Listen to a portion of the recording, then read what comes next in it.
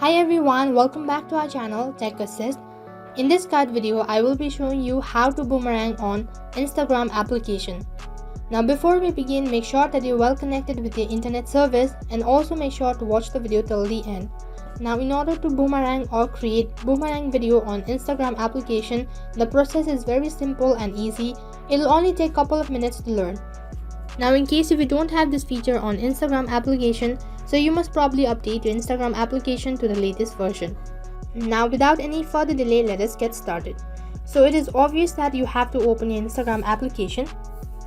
Now as soon as you open your Instagram application, the interface looks something like this.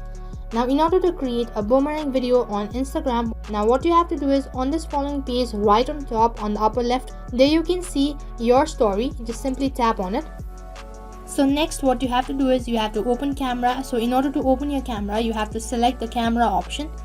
So once you open your camera on Instagram story, so next on the other page on the left hand side corner, there you can see different icons. So on the second option there you can see an infinity icon. Just simply tap on it.